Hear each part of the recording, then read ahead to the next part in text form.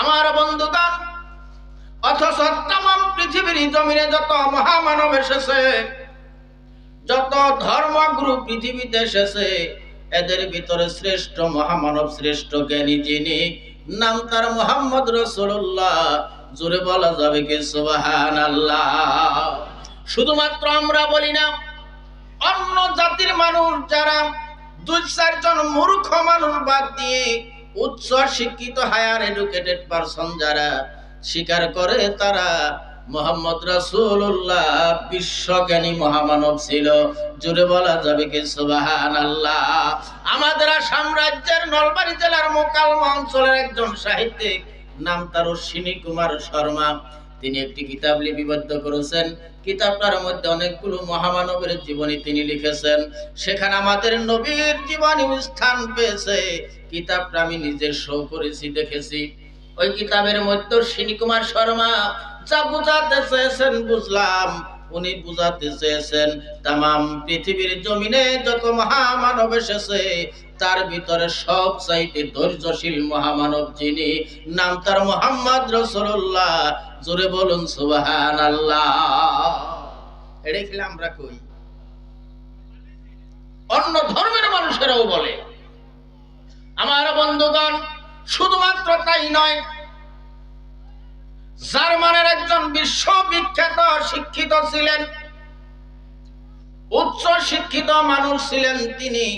তিনার কাছে কিছু জার্মানি মানুষ গিয়ে জিজ্ঞাসা করলো, স্যার, এই তামাম পৃথিবীর জমিনে মানুষের কল্যাণের জন্য কাম করে চলে গেছে এমন একজন মানুষের সন্ধান আপনি কি দিতে পারেন? নাম ছিল তার ডক্টর মিকিলিস।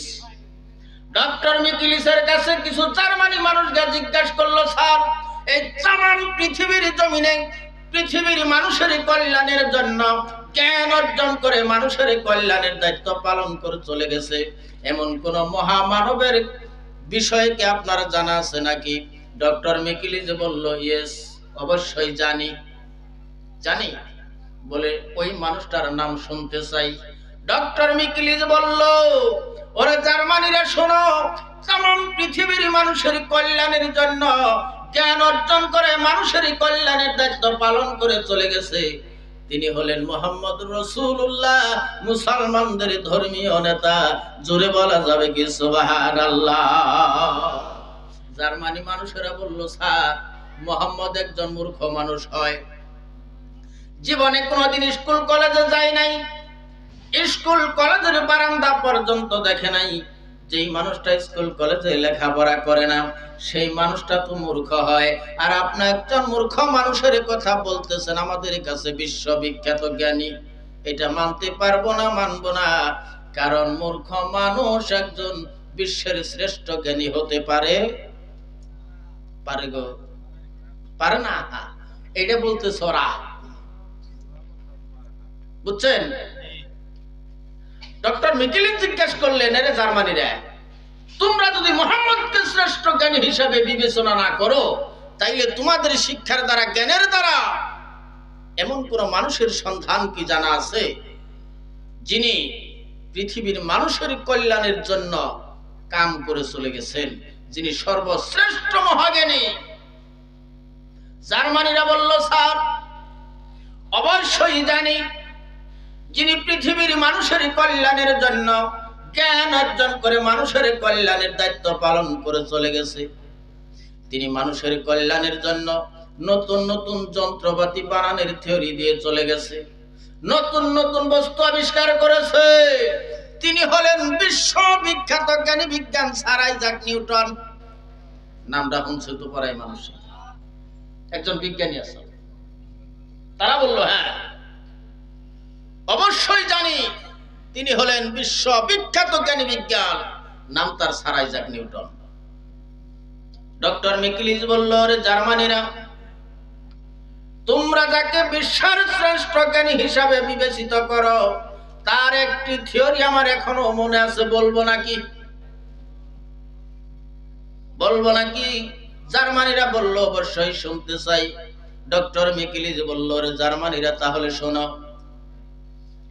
স্যার আইজাক নিউটনকে জিজ্ঞাসা করা হয়েছিল, ও বিশ্ববিখ্যাত জ্ঞানী বিজ্ঞান স্যার আইজাক নিউটন, আপনি কতটা জ্ঞান অর্জন করেছেন, কত লিটার জ্ঞান আপনার আছে, কত কেজি জ্ঞান আপনি অর্জন করেছেন, একটু আমাদের কাছে বলেন, শুনে আত্মায় শান্তি নিব।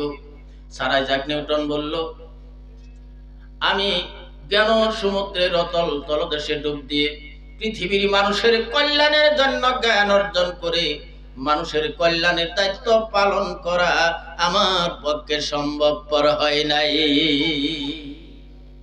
আমি শুধুমাত্র জ্ঞান সমুদ্রের অতল তলদেশে ডুব দিয়ে মানুষের কল্যাণের জন্য জ্ঞান অর্জন করা সম্ভব তো হয় নাই, ওই জ্ঞান সমুদ্রে ধুলাবালি নিয়ে নাড়াচাড়া করেছি, ধুলাবালি নিয়ে খেলাধুলা করেছি, জ্ঞান সমুদ্রের তলে ডুব দিয়ে জ্ঞান অর্জন করা আমার পক্ষে সম্ভব হয় নাই। আমি অতটুকু জ্ঞান অর্জন করতে পারি নাই। আমি শুধুমাত্র জ্ঞান সমুদ্রের ধুলাবালি নিয়ে নাড়াচাড়া করছি, খেলাধুলা করছি, একবারে তলায় ডুব দিয়ে জ্ঞান অর্জন করা আমার পক্ষে সম্ভব হয় নাই।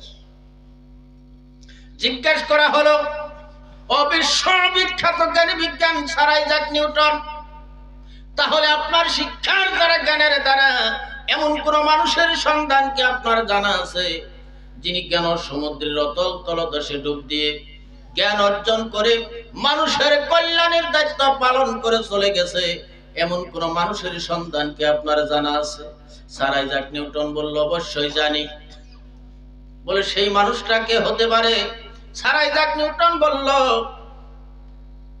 জ্ঞান সমুদ্রের অতল তলদেশে ডুব দিয়ে মানুষের কল্যাণের জন্য জ্ঞান অর্জন করে মানুষের কল্যাণের দায়িত্ব পালন করে চলে গেছে, তিনি হলেন মুসলমানদের ধর্মীয় নেতা, মক্কার দুলাল জনাবে মুহাম্মদুর রাসূলুল্লাহ। জোরে বলা যাবে কি সুবহানাল্লাহ? আর আমরা মুসলমান, নবীজির সুন্নত মানতেও আমাদের সমস্যা। জোরে কোন ঠিক তো নাকি? খারাপ পাইতেছেন বুঝি? খারাপ পাইলে বাদ দেবো, কারণ দূরের হুজুর আছে নাকি, উনি কব। আমার বন্ধুগণ, নবীজির আদর্শ মুসলমান মানে না, নবীজির জীবন আদর্শ মানে না, কিন্তু বিশ্ববিখ্যাত আশিকে রাসূল আমাদের সমাজে এখন আছে, অথচ এক তো নামাজও পড়ে না, লম্বা লম্বা মুসরাহে দাড়ি আছে না গো, এর মধ্যে ধুমের চুলে না লইয়া যায় হ্যাঁ মোস তাহলে সুন্নতের উল্টা আছে না নাই? আবার কত ধরনের বাজনা বুঝনাও চলে, বুঝেন নাই? আছে না নাই গো? আর আছে বুঝতে জানি ডরাই না, আসলেই আছে তার মানে, হ্যাঁ। অথচ নবীকে ভালোবাসলেই আল্লাহ ভালোবাসে, কইছিল আগে কোরআনের আয়াত, আল্লাহ ভালোবাসে। আর আল্লাহ যদি কাউকে ভালোবাসে, পৃথিবীর কোন বস্তুর দরকার আছে? নাই। যা চাইবেন আল্লাহ তাই দিবেন, খালি হালাল বস্তু চাইলেই হইছে। বুঝতেছেন তো আমার বন্ধুগণ? বিশ্ব নবীর জীবন আদর্শ যেই ব্যক্তি মানবে, ওই ব্যক্তির জীবনে কোনোদিন খারাপ কাজ করবে না, জীবনে কোনোদিন মিথ্যা বলবে না, জীবনে কোনোদিন গাঁজা খাবে না, জীবনে কোনোদিন ভাং খাবে না, জীবনে কোনোদিন মদ খাবে না, জীবনে কোনোদিন অবৈধ নারীদের কিনে 2-4 ঘন্টা পার্কেও যাবে না। জোরে কোন ঠিক কিনা? চাষিরা আছে না কিছু কম না, সময় তো কম, সময় কম, হুজুর হাত টাইম হয়ে গেছে, তাই না? চাষি করে অল্প কিছু কয়ে পারতে দিই, ওই তো সময় তোর লাগবেই। তাহলে আমরা ইনশাআল্লাহ নবীজির জীবন আদর্শ মানার জন্য চেষ্টা করব ইনশাআল্লাহ।